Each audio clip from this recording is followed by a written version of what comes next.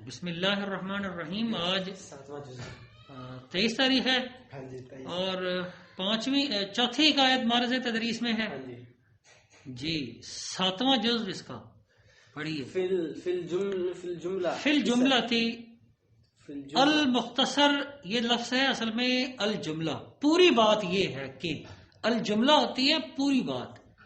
عربی میں عربی زبان کا لفظ ہے الجملہ. تو اس کے شروع میں کبھی کبھی من لے آتے ہیں. من جملہ دیگر امور، بشر من جملہ مخلوقات من حیث الجماعت، کبھی ظالم کبھی مظلوم نسلاً بعد نسل. تو جملہ ساری مخلوقات میں سے. تو اسی طرح من میں سے آ گیا الجملہ سے پہلے. تو یہاں فی ہے فی الجملہ. تو یہاں ساری بات میں یہ ہے کہ یہ الجملہ، آپ فی الجملہ نہ کہیں الجملہ بھی کہہ لیں، یہ بھی ٹھیک ہے. تو فی الجملہ ساری بات یہ ہے کہ یعنی کل بات. اب ظاہر آپ ساری بات کر کے آخر میں آپ اس کا نتیجہ نکالتے ہیں تو وہ ساری بات کے نتیجے میں یہ ہے کہ یہ الجملہ کا اشارہ ادھر پوری بات کی طرف ہو گیا اور فی کی وجہ سے وہ نتیجے کی طرف اشارہ چلا گیا. فی الجملہ ساری بات کا ما حاصل یہ ہے کہ پھر اس کے بعد فی الجملہ پسر را بناز و نعمت، بر اوردند بیٹے کو ناز و نعمت کے ساتھ پالا گیا. اصل میں ہے یہ بر اوردن اوپر لانا، اوردن لانا اور بر اوردن اوپر لانا. تو میں نے جیسے پہلے بھی بتایا کہ جب پیچھے فاعل واضح طور پہ موجود نہ ہو تو فعل ماضی صیغہ جمع غائب، جیسا کہ یہاں بر اوردند ہے، اس کا ترجمہ مجہول میں کریں گے، ایکٹیو وائس سے پیسو وائس میں لے جائیں گے. تو ناز و نعمت، یہ ناز و نعمت اردو میں بھی اسی طرح ہے جیسے فارسی میں ہے. ویسے ناز فخر کے معنی میں آتا ہے. تو نعمت کا مطلب نعمت، یہ ناز و نعمت، اس کو ناز و نعمت سے پالا گیا. اس کے ناز اٹھا کے اور اس کو مختلف طرح کی نعمتیں کھلا کے پالا گیا. پھر آگے کیا ہے؟ یہ ناز اٹھا کے نعمتیں کھلا کے، یہ ناز و نعمت کی تفصیل سمجھ لو. پالا گیا. پھر استادان تربیت استادان بتربیت او نصب کردند، اور استادوں کو اس کی تربیت پہ مقرر کر دیا گیا، نصب کر دیا گیا، بٹھا دیا گیا. اور استادوں کو اس کی تربیت کرنے پر مقرر کر دیا گیا جی، متعین کر دیا گیا، اور استادوں کو اس کی تربیت کرنے پہ متعین کر دیا گیا. پھر کیا ہے آگے؟ یہ نصب کرنا، ہم پرچم نصب کر دیتے ہیں، پرچم گاڑ دیتے ہیں. اچھا، اب یہاں استادوں کو گاڑ دیا گیا تو نہیں کہیں گے، استادوں کو مقرر کر دیا گیا، ٹھہرا دیا گیا، بٹھا دیا گیا. پھر تا حسن خطاب، تا یہاں تک کہ ان کی تربیت سے، یہ جو ان کی تربیت سے آپ نے بریکٹوں میں لکھنا ہے، یہاں تک کہ ان کی تربیت سے آگے حسن خطاب و رد جواب و آداب خدمت ملوکش. یہ ابھی شین کو آپ چھوڑیں، و آداب خدمت ملوک. اچھا، یہاں تک کہ حسن خطاب، دوسروں کو عمدہ طریقے سے مخاطب کرنا، و رد جواب اور جواب دینا، و آداب خدمت اور خدمت کے طور طریقے. اچھا، خدمت ملوک، بادشاہوں کی خدمت کے طور طریقے. آگے شین کا ترجمہ ہے اس کو. یہ در آموختند یا بی آموختند، یہ نسخوں میں اختلاف ہے. یہ یہاں رہبر فارسی میں بیا مختند لکھا ہے، درا مختند لکھا ہے معین فارسی میں، بیا مختند لکھا ہے، اور قاضی سجاد کی کتاب میں بھی درا مختند لکھا ہے. جی بالکل. تو آموختن سکھانا اور سیکھنا بھی، سیکھنا سکھانا. تو درا مختن ہو یا بیا مختن ہو تو اس کا ترجمہ ہے سکھانا. تو بیا مختند سکھا دیے گئے، یہ کردند یا اس سے پیچھے ہے آوردند کے اسلوب پر، یہ سارے جمع کے پیرائے ہیں. پیچھے چونکہ فاعل مذکور نہیں ہے واضح طور پہ، تو یہاں ان تینوں کا ترجمہ ایکٹیو وائس سے پیسو وائس میں کریں گے، یعنی مجہول معروف سے مجہول میں لے جائیں گے. تو یہ جو شین ہے یہ در آموختند کا مفعول ہے، یہ اصل میں ہے در آموختندش، در آموختندش ہونا چاہیے تھا. تو وہ یہ شین ضمیر متصل یہ اپنی مفعولی حالت میں ہونے کے ساتھ ساتھ اپنی جگہ لیکن تبدیل کرتی رہتی ہے. کبھی یہ کسی فعل کے بعد براہ راست آ جاتی ہے، کبھی فعل بعد میں لایا جاتا ہے، اس کو پہلے لکھ دیا جاتا ہے. اس کی مثالیں بھی پیچھے گزر چکی ہیں. جی آگے کیا چیز ہے؟ در نظر ہم گناہ، در نظر ہم گناہ. یہ یہاں پہ ہم گناہ لکھا ہوا. اچھا، یونس اسرا صاحب کی کتاب میں ہم گناہ لکھا ہے.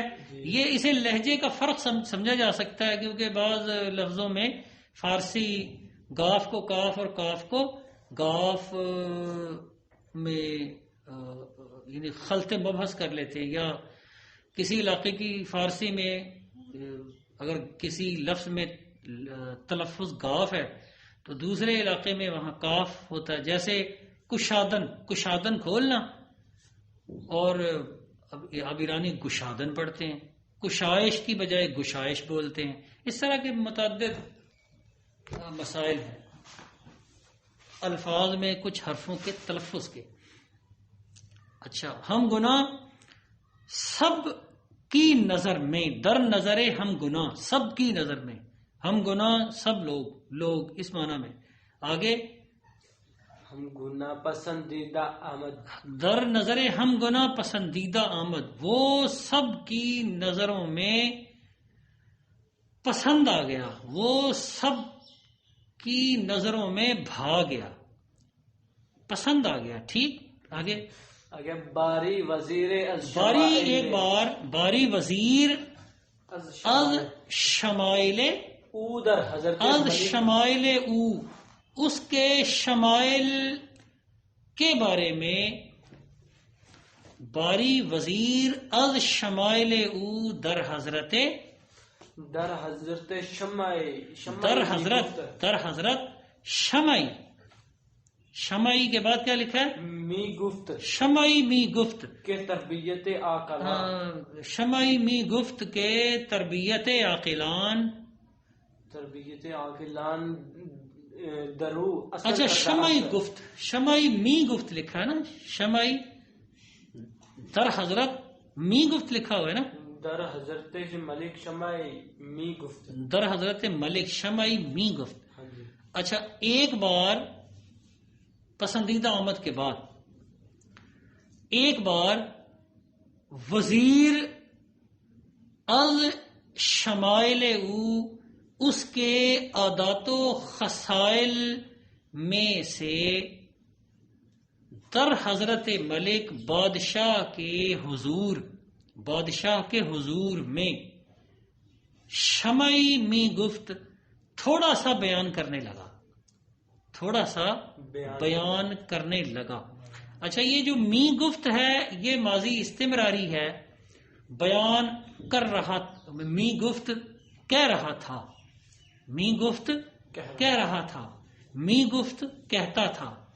تو یہ ماضی استمراری میں یہ فائدہ بھی موجود ہے کہ آپ بیان کرنے لگا کہ روح سے اس کا ترجمہ کر سکتے ہیں.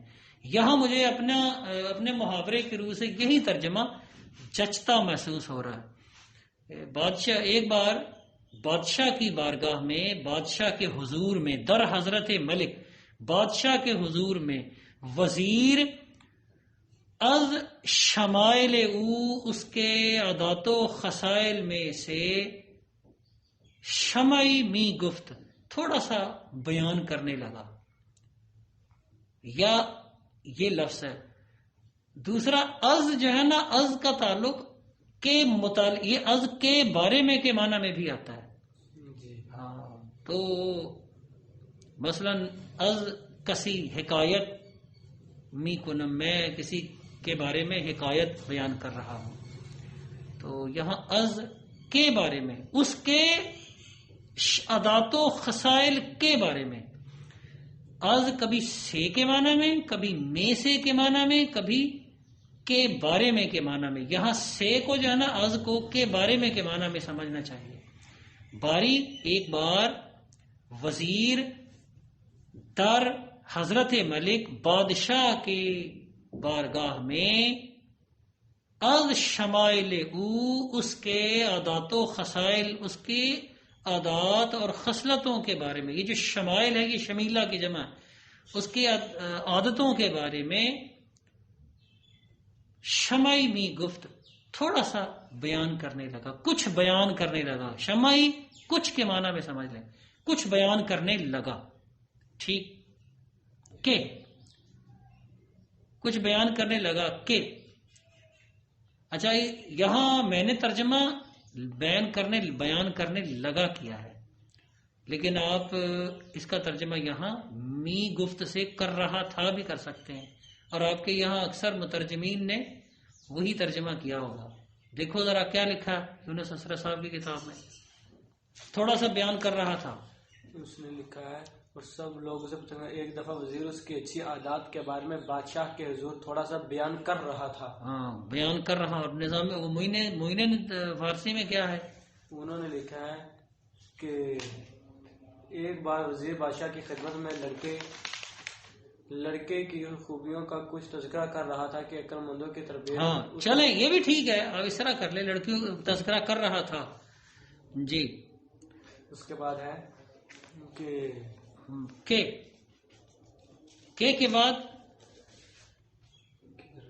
کہ تربیت عاقلاں درو اثر کردہ است۔ ہاں، اصل میں یہ کہ در تربیت عاقلاں کے تربیت عاقلاں کے عقل مندوں کی تربیت نے، آگے تربیت نے است و جہل قدیم از نہیں دوبارہ کہ تربیت عاقلان درو اثر کردہ است کے عقل مندوں کی تربیت نے اس پہ اثر کیا ہے، اثر کر دیا ہے۔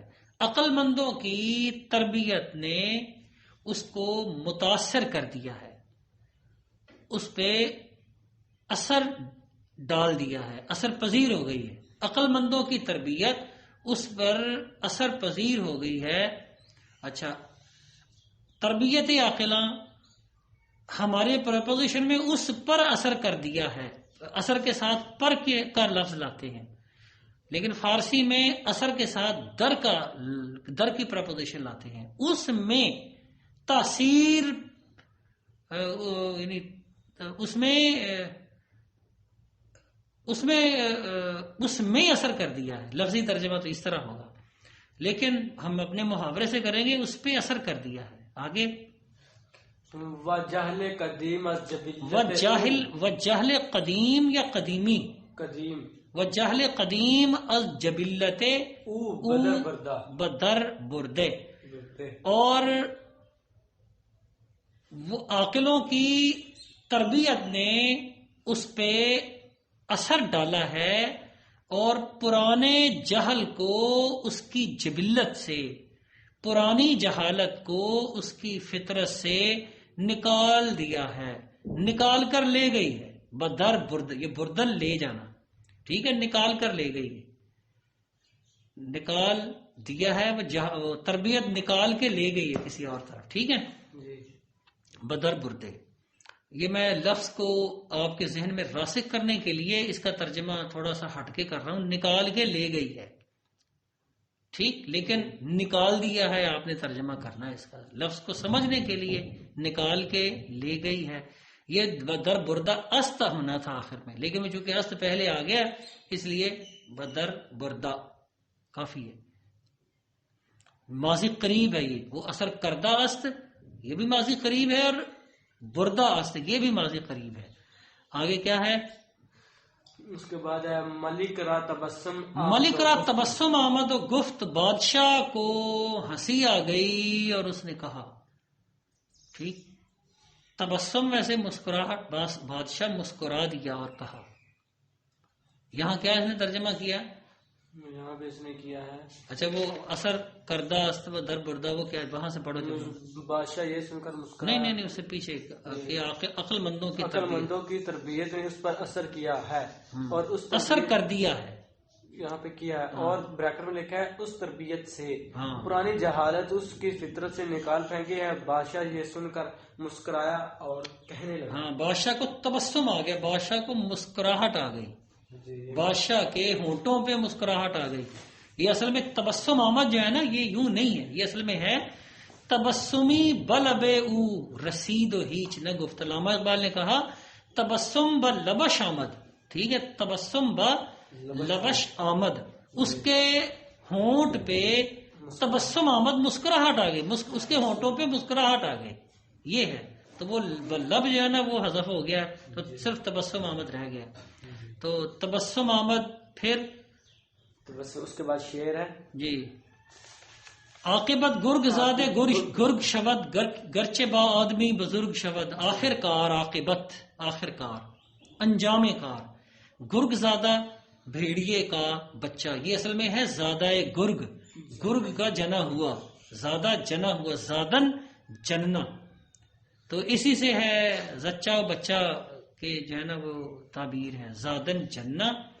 اچھا، تو اس سے زاد بھی آتا ہے اور زادہ بھی آتا ہے، شاہ زادہ، بادشاہ زادہ، اسی طرح آتا ہے گرگ زادہ. گرگ یہ اسے کہتے ہیں اضافت مقلوب، اصل میں لفظ ہے زادہ گرگ،